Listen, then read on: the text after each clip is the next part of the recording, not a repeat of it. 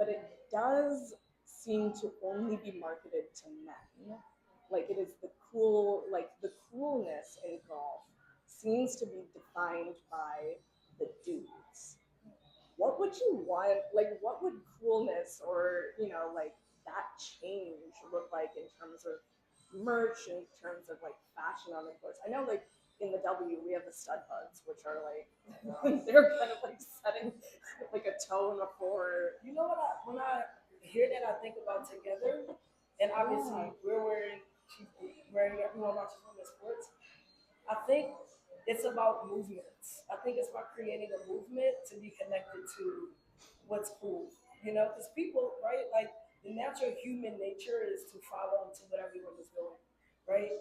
So I think with together they created this statement that turned into a movement. So then this turned cool. So I think who really defines cool, right? You know what I'm saying? Like to get deep, but it's like I think the moral of the story is like anyone can create cool so long as people the perceived value is greater than what it is. Like people are gonna follow what everyone else is doing. So if you create a movement behind the merch, I think that's what makes it cool to me. You know what I mean? I mean, I think we should, maybe Devin has a view of this, right? Because Oh, you're yeah. saying this, like the clothing that we would feel comfortable wearing. But at the same time, I mean, golf skirt. Devin's never going to want to play in a golf skirt. Right. And I have joggers everywhere. Yeah. You have what? I have joggers everywhere. Yeah. But that's also me being older, and I'm not saying I wouldn't wear that company's. Oh no, yeah. I may not, but we need your generation and younger to come up and again, women's sports is lacking. But go ahead. What do you think about that? Because I mean, what's cool to us, I'll put you in here too, even though you haven't hit that half century milestone, right? I know, baby. But like what's cool to us is totally different from you, and you constantly remind me of that when you tell me that. So. Speaking of mothers and daughters. Well, I think people play better when they're comfortable. Yes. With who they are and how they look. Yeah. So I think like the opportunity to wear things that they're happy with will improve their game and make them want to keep coming back. Yeah. No good play good. I never wore skirts. I only wore shorts because I was like, what if I need to climb over a fence? That was like the reason why I never. Are you running away or are you breaking it? It's a really great question. And just some light crime on the golf course. That's like, yeah. I don't think it's a golf problem, though. I think it's a society problem. Like, I mean, I'm a firefighter. Our uniforms, our bunker gear are tailored to men. Like, I mean, everything I own is too big at work, even like the small range of it. And same when I played women's professional football, like the pads, the helmet, the uniform, they were all men's stuff that we just had to like fit into. And so, granted, that was like decades ago, but I don't think much has changed. Well, I doubt much has changed. Do we still have to wear white shorts when we're teenagers? Yeah. In sports. Is that every Athlete, woman athletes, girl athletes? Yes. I mean, we don't talk about menstruation in the sports space at all. We're starting to. Which is, Yeah. It's really good. And the women's national team coach, she's starting to really bring that out because they're starting to see associations with injuries. I mean, it's how do we also protect her? Don't just throw them out into situations and assume that their bodies are the same as men's. Yeah, exactly. I have conversations with my female students regarding menopause all the time. You know, they get out there and like, I just don't feel like my body's moving like it did yesterday. I'm like, yeah. Welcome. Right. And there are very few doctors who will actually help you. All kind of things like that. I mean, it's amazing how that's just overlooked. And honestly, the fact that we can compete, every one of us has competed, that's badass. Look how our bodies are changing from the age of 12 till we're dead. Let me just tell you, guys in the fire zones, they could never. They are such little babies about the littlest, tiniest things. Like, I don't, my stomach hurts. Oh, I hurt my finger. They could not.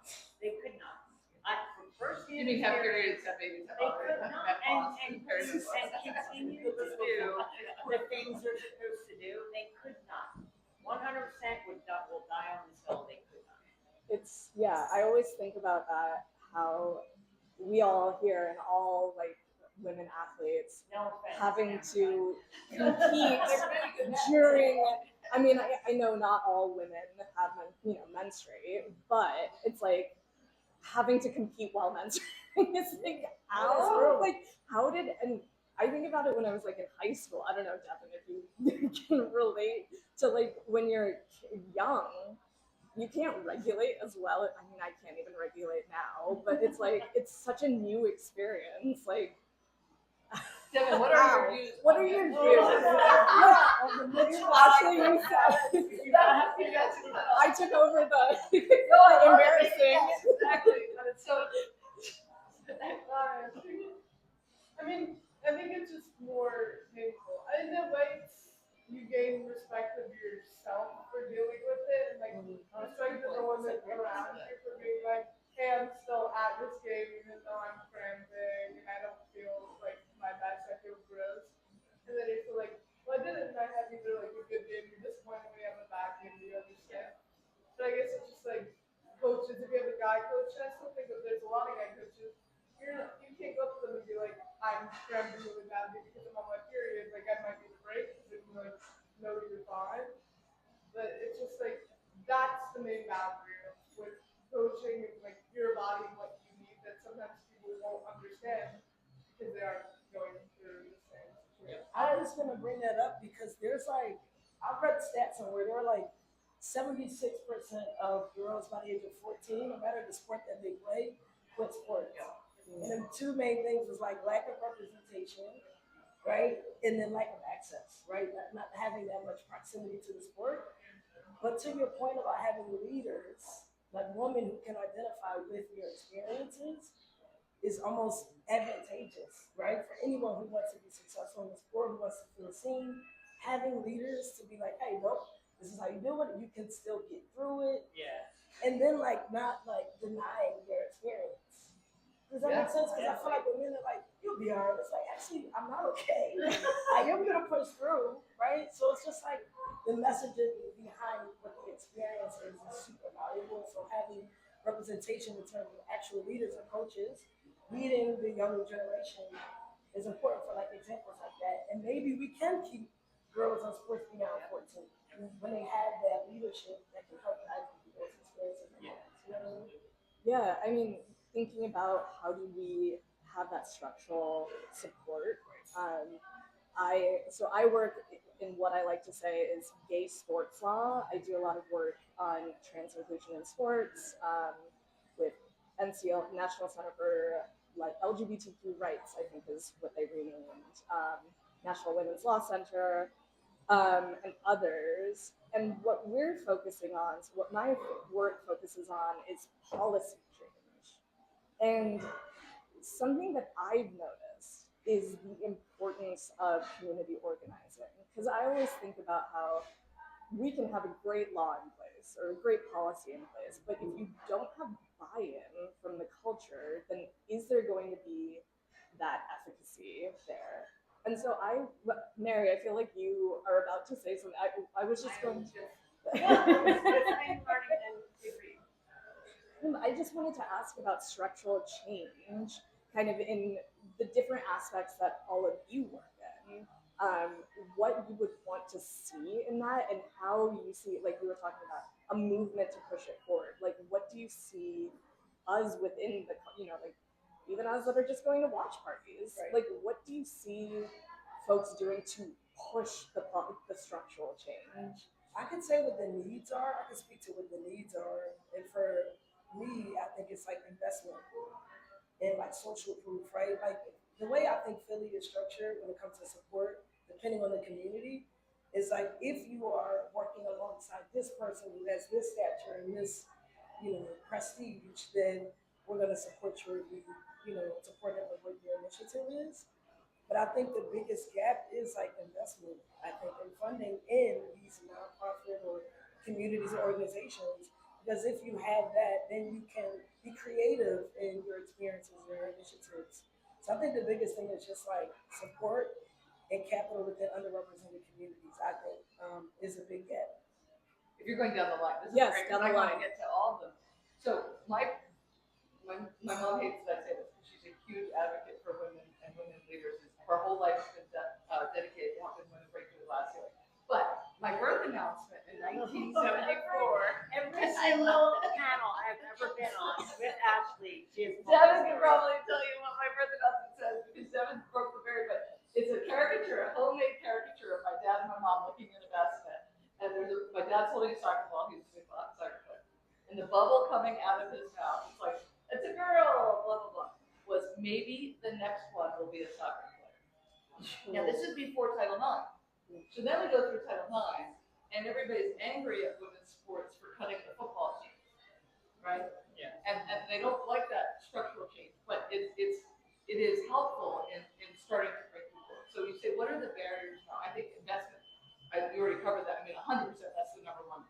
Is getting people and women. It's not that women don't have wealth. We actually have more wealth than the men. We live longer, and so we end up ultimately, actually, statistically, ending up with more wealth. We don't leverage it to support women enough, and that's in politics. That's in sports. That's in a lot of things. So we don't do that, and that's a shame. So one of our goals is to go around, and I've talked to a lot of very wealthy people, but they're not all going to put some of the great ones will put their money behind it. But you got to put your money where you're not. Yeah. But if you go back to the real barriers for saying 93% of women in the C-suite identify as a female athlete, former female athlete, and half of them, this is Deloitte stat, half of them they were at college level. So there's a real reason you want to keep girls playing sports, and then you want to keep them, as you said, through to college, right? Just to get that little extra taste. It doesn't have to be D1.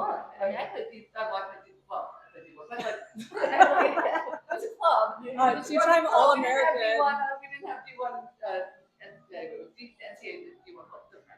She was an All-American. So we just all gotta throw that in there. It doesn't have to be that. But what are the barriers? So when we brought Unrivaled here, two of the major barriers are menstruation items. It's expensive to support that, and that is teenage girl's biggest fear is they will be bleeding on a field or a court. I mean, it's just imagine the embarrassment, right? We've all actually probably done it. Well, I don't know if Devin has, but I've definitely we've all had it. Yes. And then running to the bathroom at halftime, trying to bring toilet paper, like you're better. So why do we have that barrier? It's like it's a right. It should be a right to have menstruation stuff, whatever implemented. And then the others is actually sports bras. When those girls, the reason it's 14 is they start to develop into women. And it is uncomfortable to play without a sports bra, right? But sports bras are extra. They're extra money. Yes. So not everybody can do that too. So if we want to say we want to create a community in Philadelphia, which is not a particularly wealthy overall city, there are wealthy people, but there's a median income that's not where we want it to be. We want to create girls to become our future leaders of our community. We need to help them stay in sports because there's a math, literally stats, numbers behind doing that. So get rid of the barriers that girls experience at that prime age and then invest in them to do it. Now we'll take investment. It does cost money to buy those things. So when Unrivaled, we gave out every girl who played in the clinic, the best players in the world doing the clinic for them. The Unrivaled players did the clinic themselves. They got a sports bra. They got a full kit. And that's how, I mean, you can't do that every day, but that's how it should be. We should create that access. So I think that's another barrier.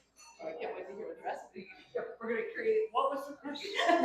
What are the barriers? How do we push for structural change? Yeah. All right. So my biggest thing is, and it kind of goes back to what you were saying, sort of. Like there are so many. I think there are so many people, so many organizations working to fix this, but I think everybody works on their own little island, and so when I started Watch Party, we were all about collaboration, bringing in all these people who were doing the same types of things that we were doing, and bringing them together because you get more done with more people, right? Safety in numbers and all those takes a village, all those cliches, right? And so I think the way to go about it is to work together. Like don't stop reinventing the wheel and start helping people that are already doing the work by bringing everyone together and having these discussions and golf, basketball, football, like we can all be together. Right, exactly. And I think that's how you do it. you have to come together as a force and push it out together. It's just like marketing. The more people who are marketing an event, the more people are going to show up to an event. It's same with what you just said. It's like the more people, the more organizations, the more powerful people, the more people leading events, the more people teaching. Like if we're all on the same page doing the same work, but like collaboratively, that's how you push stuff forward. I yell about that all the time. That why are we reinventing the wheel? Why are we drives working? me crazy. And that's, I mean, like literally. That's like City of Philly. Self-inflicted. No, but I mean, Jen, you and Ashley, actually all of you, but Jen, also you, Jen, you, that collaborative spirit, like I want to thank you again. Like you were so ready to put this event together and so ready to support Open Fairways, which as all of you have just discovered is me in Philly for the most part. Now you've got a second member. Yes, and Mary, my co-founders Lindley Oy and Irene Crowchild being in Canada and Los Angeles. But yeah, I mean, like it's absolutely, we all work together. We're all playing sports. We can all learn each other's sports. We can buy each other's merch. Not to come back to the merch. I am not just clear. Oh my God, I'll talk to you off the Important. Like, just if you To get wrap. it right, buying the merch, buying the tickets, pushing out. Like the least we can do is push out your events and like and Yeah. share your content. That's like the least we can do. Yeah. But if we're all doing it collaboratively with a goal in mind, a focused point of view, like that's how you get things done. The rising tide. It's all all the those. cliches, all the cliches. And that's how we got Unrivaled, Well, WNBA, right. Like that's And how. I mean, and then I want to hear what Mary was like to speak from the beginning. We tried to steal every idea, so we left you. So okay, but like when we sold 5,000 tickets before we left the stage with the announcement, it was we never did traditional sales, marketing, and advertising. We never had to pay for it. It was great for not having to do that because we tapped into the veins of her and her community. All the different communities came out, and some of them aren't bad. I had people said to me, "I've never been to a women's professional basketball game, but it was awesome." You know, you're like, "Yeah, it is awesome." But they did it because they wanted to support the women coming to Philadelphia. So Yeah, absolutely. Absolutely. I think that's fair. Mary. I'm gonna go back on my island, because you talked about people staying in the middle of islands. I'm gonna go back in mine only because it's specifically for golf. Yes, please. We're talking about bringing. Yeah, how did structural change involve? We're trying to bring, a large event here for women, LPGA, right? Yeah. I think again, it goes to marketing, it goes to, seeing people like you out there. In this region, golf is huge, but like you said, for men. Okay. I know, because I've seen it down in Atlantic City, there is a small event down there. The majority of fans there are men. And it's interesting to me, but we bring one to Philly, you're gonna get a ton of women coming out Yes. there. And it's the marketing, yes, and families. That's the thing with the LPGA is that families do come out. There's more, it's a little more intimate as far as, the players will talk to you. Yeah. They will smile. Imagine that, smile, right? It's so cool. They'll stop and take pictures with you. It's so great. So it's just about, seeing somebody like you. And the women in this area don't get to see women play at that level Yeah. often, if at all. So again, marketing and just seeing yourself out there, and organizations like you guys pumping it up. That's what's got to be in. Yeah. Something that I've always valued, or I was hoping for when I was playing professionally, was not just the representation, but the conversations. Because nobody on the LPGA was talking about queer inclusion, right? Obviously. Weren't talking about racial inclusion in a more nuanced way. And at the very least, the conversations about equal pay was, far to none. And I remember being like, I don't see anybody who looks like me, but I also don't see anybody who's really talking about the issues that impact me. And it's actually kind of funny, or I should have led with this at the beginning of this conversation, but 6 years ago, the 2020 PGA Championship was held in Harding Park in San Francisco. It's an insane course, very, very difficult. But the PGA held the very first Pride Day at the PGA Championship, and I was very honored to be a part of it. It was like supported by the PGA of America. I was on the panel. Tad Fujikawa, first male professional golfer to come out. Mel Reed, who is more of a broadcaster now, but also a professional player. She actually won the Shop Rite that year. She loves this area. She's great. Loves this area. Yeah, she's an Eagles fan. All right. Yeah, There we go. Yeah, go Birds. Hey, birds. You guys love So you had to say, Go Birds, Mel. And Greg Fitzgerald, who's a teaching pro. Suzanne Ford, who's now the executive director of San Francisco Pride. But it was an hour-and-a-half long panel. Has never happened again. And so I am so excited that we've had this opportunity to talk, right, like on the PGA weekend, regardless of the PGA's involvement, although Philadelphia PGA Reach has been a huge supporter of Open Fairways. They gave Matt Frey over there is like incredible. He's the best. We don't have these conversations in the same way that the W has these conversations, the same way that NWSL does. I was at an Angel City game earlier this year, and it's like I saw all of these fan sections that they were having, like trans kids belong in sports. There was a huge section that was flying Palestinian flags, right? Like just everywhere around the stadium. And the team actually supports those conversations. And what all of you guys are saying, like having the structural like support and the representation and everything, I'm like, one of the coolest pieces of that is organizations like Stoop Pigeon, Philadelphia Sisters, Pro-Bound Training, right? Like, you guys are getting the money to be able to put on and support conversations like this. So that investment piece isn't just like, let's get the teams here, which, yes, let's get the LPGA here. But it's like, now we have the money to sit in Other Half Brewing and talk about women's sports and queer sports, and how cool is that in the movement piece of it all. So thank all of you for like. I wish we had known when you were playing, we would have totally supported you professionally, right? Like, we feel like there's so many stories that we didn't have the opportunity, and we can change the future. Yeah, exactly. And now I feel like we have the opportunity now to curate our own story. You talk about like what we've built. For me, it's been bootstrapping. Like I don't have capital or investments or anything like that. But it's like you have to believe in the mission of what it is that you're doing. Regardless if you have money or not, you know what your impact is going to be. Yeah. So for me, it's just been like appreciating what everyone's doing here and believing in what it is that you're doing so much that it doesn't matter if you get capital or not.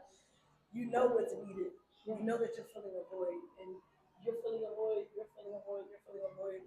So the people who appreciate it will buy into, and it's just consistency, just like, and then your story, like you don't care, but hey, I'm playing here, come watch me, and some young you is gonna be like, oh my god, I see myself, okay, I can do it. You know what I mean? So it's just like us being brave enough and having the audacity to get on camera and share our story.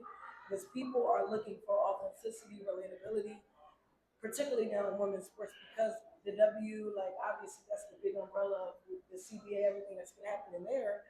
But everyone in non-traditional sports can now believe that it's possible for them too, because it happened. You just have to have one event, one sport, and guess one what? industry change For the game. Philly, you have to be it. Congratulations. Oh, Yeah, you are. In Philly, thank you. I mean, You got the credits. yeah, that's it. So get comfortable being on camera. Yeah, there you go. Yeah. I want you to torture my daughter a little bit more. Devin. What good though, right? Yeah. Yeah. What would you want, like, in structural change? Like, what do you see as being the way we get to those pieces? Well, I guess just having role models. Like in men's sports, there's guys like Messi and Ronaldo, and you're like, I want to be like him. That's what I look up to. And in women's sports, there's not enough advertisement of those players, and it's hard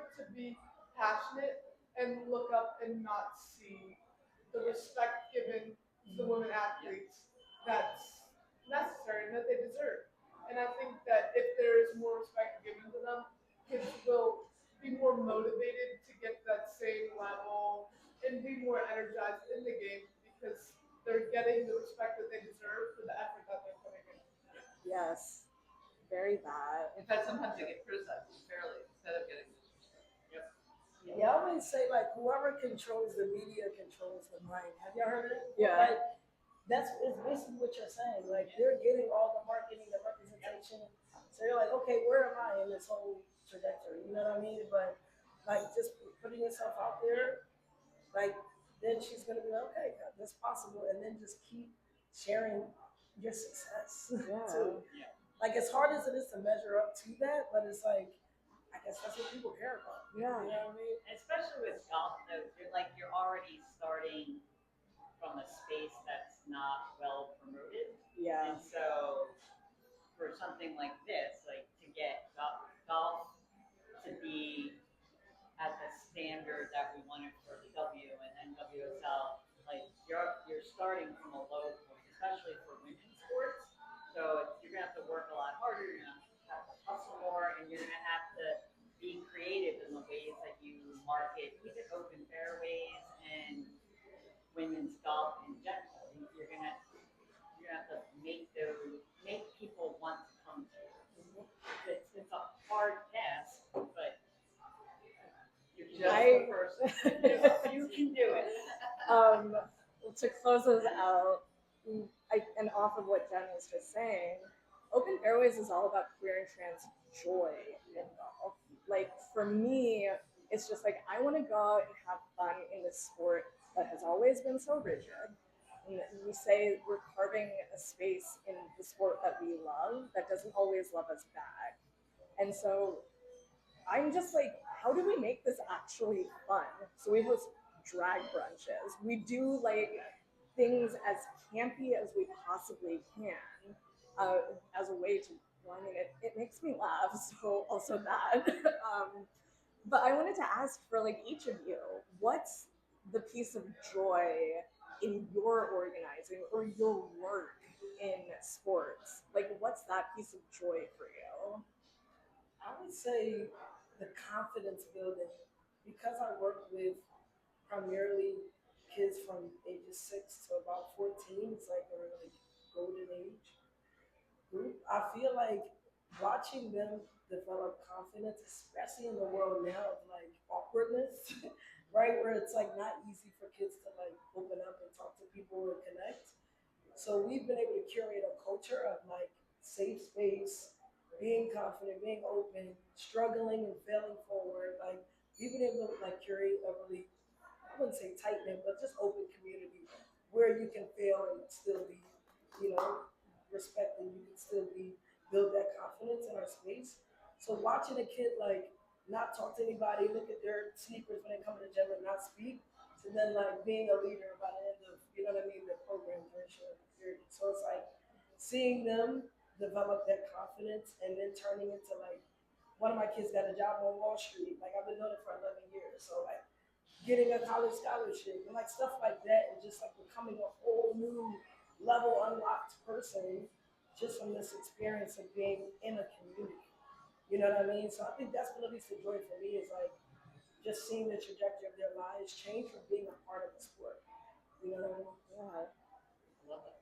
And I agree that the sport gave me, and I won't tell my whole other story that I always tell in every panel about why sport. So I guess another day, this long personal back at birth story. But like, I overcame a lot to play sports, and it gave me joy. It gave me leadership skills. It gave me collaboration. It gave me friends for life. It gave me all these things. And so then when Alex and Wanda and Starla and I look back on Unrivaled, there were 21,490 people in that arena. That was so much joy. Joy is everything. Because sports should always, I mean, we're going to be mad when we lose all that, but that's part of, do we secretly, sickly get a little joy out of that whole cycle? It'd be so much win all the time, but like, anyway, that was a joyous event. And there are people, many people of all genders, of all ages, of all races. Like they come and said that may have been one of the best, if not the best, sporting event I've ever been to because it was so joyful.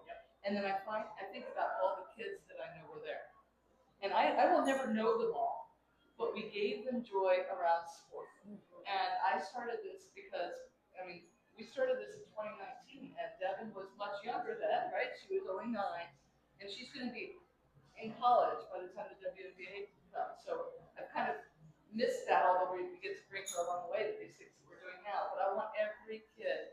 We don't need to know them. I want them to have that joy, and I want to know that I can sit back and say, we helped bring it. How great! Now you're more direct. You're more in the person's lives.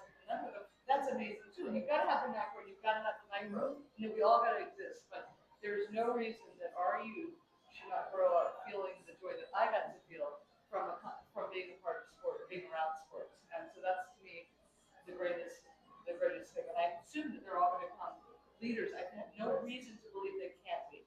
Yeah. Right? Because that's possible, and the numbers do show it. So you're directly influencing it, and we're helping make it possible for them too. So I love that. It makes me sleep really well at night. Yeah. It's the legacy, right? Yes. It's the legacy. Yep. Yeah, I think for me it's this stuff, right? Like just in the last couple of years, I'm 48, not quite there yet, but I have made more good friends over the last 3 years since I started Watch Party than I made in like a decade and a half before that. And it's because I believe the people in women's sports are some of the smartest, some of the most genuine, passionate, and like innovative people that are out there. You have to be because there were so many barriers put up to begin with. And so to be surrounded by so many great people who now I can call friends, it's just that has been and then to share that with the community has been really the best part of all this for me, by far. I agree. You're awesome. I also agree. You're awesome. No, you're awesome. No, you're awesome. Your turn. That's in my island. You know us now. We're here. Right. You're on it. I enjoy people taking up space on the golf course that I like that she keeps bringing it back to golf. Yeah, That's what it is. that's kind of all I know. No, that's great. No, that generally wouldn't have access. So I enjoy working with people that are shy. People are like, oh my God, am I doing the rule? Am I dressed right? Can I cuss? Can I, be a normal person instead of, be authentic, be yourself. And I pride myself on, that's how I teach. I am myself. If you don't get my stupid jokes, fine, whatever. If you don't laugh, that's a problem because that's what I like. I bring joy in my lessons. So I want them to be comfortable there. The other thing I do is I take people out on the course. I don't just keep them on the range. It's the only sport where we don't practice where we play. Yeah. And it sucks. Yeah. Because there's a lot that goes into it. You're actually two different people, different parts of the range you are on the course. So even having access, we're talking about access here. Having access to both the range and the course is really important. Yeah. But starting with the range works. Cub Creek is going to be fabulous. It's going to be great. So that access is huge. Anyway, what brings me joy is seeing people that I've worked with go take up space in the golf course. It's great. I love that so much. Well, I just love hearing more women's names in sports. It's reassuring to see people like you succeeding in a sport that brings community. And it's nice to hear more names than our friends' names. She's the best. We're gonna have a mom off. Because everything is a competition. Yeah, but I'm equally proud of our daughter. Well, thank you, all of you, for being a part of this. It's truly wanted to hear so much about Philly and what golf can take from Philly, and I feel like we answered that really well. And now we're also bringing the LPGA to Philly. Yeah, right. So that is happening. I'm gonna sit here and be like, inshallah, we bring LPGA to Philly.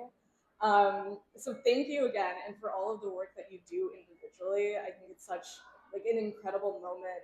This little conversation to see the rising tide lifts all boats. You know, like that we work together in every single space that we're in, whether it be having organizations, teaching, or playing sports and starting your career in sports, whatever career means. So thank you so much. And yeah. Thank you for having me. Bye. Bye. See ya. Thank you, audience. Yeah, I have one thing to say. Yeah. When you were speaking and you said how people were telling you like it was the best, when Unrivaled came to Philly, how it was the best event, everyone was asking me that, and clearly I'm a photographer, but I always work with men. So once I had the opportunity, I shot the Unrivaled game in Philly and in New York. So when everyone was asking like how was the event, I literally said the same exact thing. Like I worked for the Sixers for the last 3-4 years, and I shoot some of their games. I literally was like, it topped any professional men's sport game I've ever been to. And I've been to professional basketball, football, literally everything. And it was like the atmosphere. Everyone's like, oh, what made it so different? And I'm like, I don't know. It was just like the feeling. Yeah, all those people were there for women. It was just crazy. And the same thing in New York. Yeah. I mean, Philly top New York. Oh, we know. And I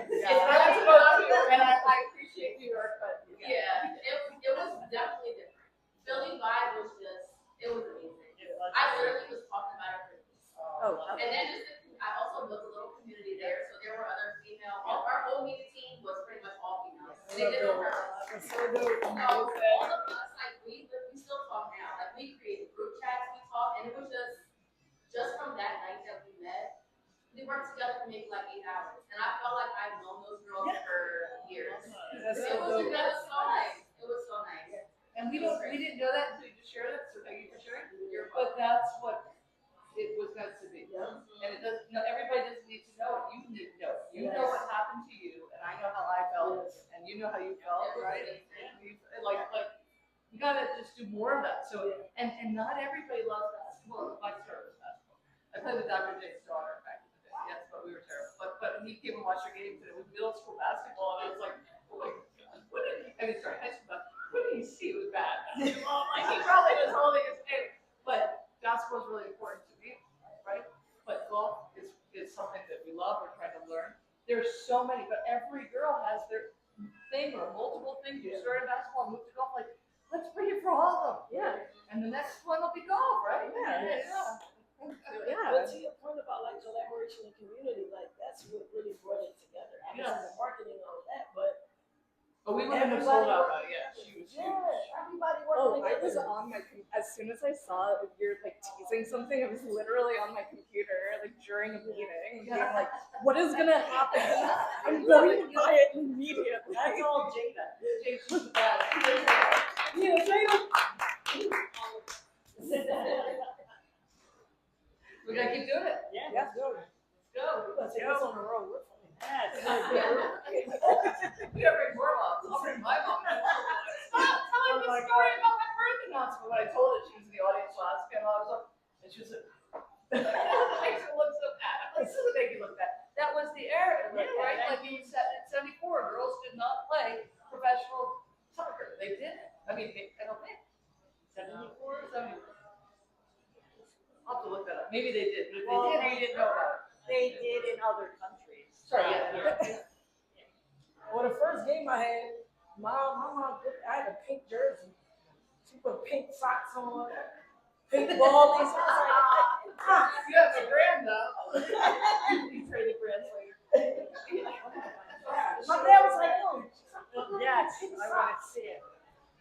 I feel like she didn't want me to play basketball at first, and then You got all